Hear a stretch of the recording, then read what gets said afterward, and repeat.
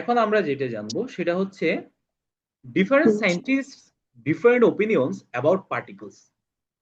বিভিন্ন বিজ্ঞানীগণ বিভিন্ন মতামত দিয়েছেন, ওপিনিয়ন দিয়েছেন এই পার্টিকলস গুলো নিয়ে। ক্লিয়ার? কি কি opinion? First of all, the Greek philosopher Democritus put forward for the first time in 400 BC, or before Christ, the idea that all matters are formed of teeny particles.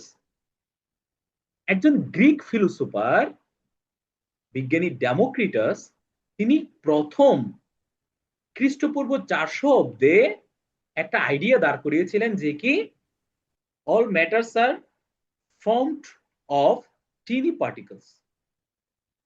মানে সমস্ত matter গুলো, আমাদের এই জগতে যে সকল ম্যাটার বা substance গুলো আছে, এই ম্যাটার বা সাবস্টেন্স গুলো টিনি পার্টিকলস দ্বারা গঠিত।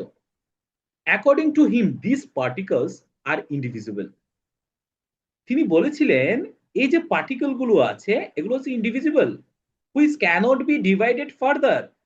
এটাকে কিন্তু একসময় গিয়ে আর কি করা যাবে না, ডিভাইড করা যাবে না। He called it atom. তিনি এটার একটা নাম দেন কি অ্যাটম। ক্লিয়ার? এটা কে বলেছেন তাহলে? The Greek philosopher Democritus. Next,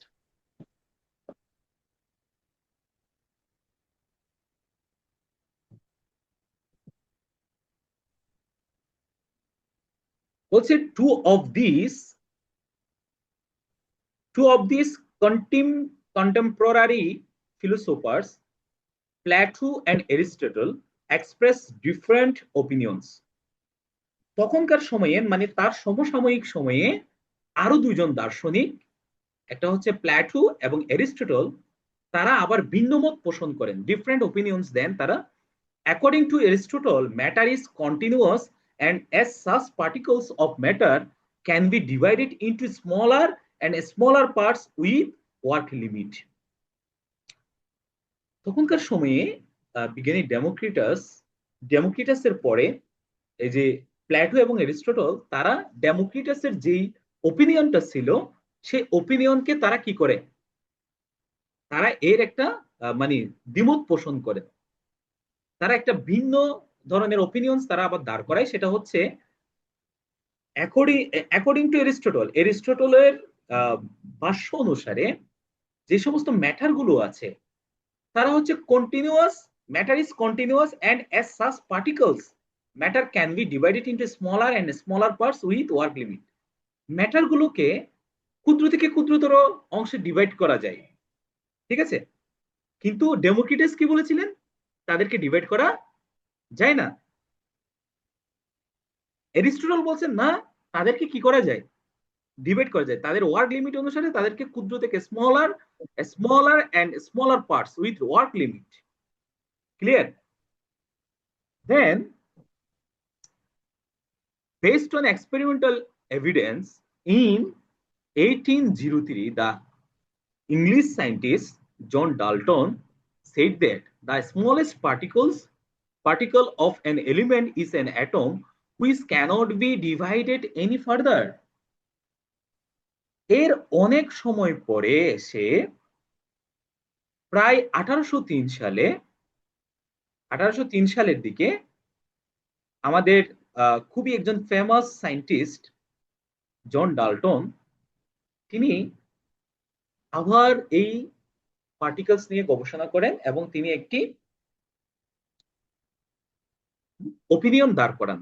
তার ওপিনিয়নটা ছিল এই যে the smallest particle of an element, যে সমস্ত স্মলেস্ট পার্টিকেল গুলো আছে পদার্থের এলিমেন্টের, যে স্মলেস্ট পার্টিকেল গুলো is an atom which cannot be divided any further. এদেরকে একটা সময় গিয়ে আর কখনো এদেরকে ডিভাইড করা যায় না। Dalton's idea got acceptance and the idea of Aristotle was rejected. এই ডাল্টনের যে আইডিয়াটা সেটাকে আবার সবাই কি করে অ্যাকসেপ্ট করে এবং এরিস্টটলের যে আইডিয়াটা ছিল সেটাকে রিজেক্ট করে দেয়। In fact atoms are not indivisible and are not the smallest particles of matter. atoms can be divided. পরবর্তীতে এটাই প্রমাণিত হলো যে অ্যাটমস কখনো ইন্ডিভিজুয়াল নয়। অ্যাটমস গুলোকে কিন্তু কি করা যায়? ডিভাইড করা যায়। এবং অ্যাটমসকে ডিভাইড করলে পরে আমরা কি কি পাই? আমরা তিনটি জিনিস পাবো।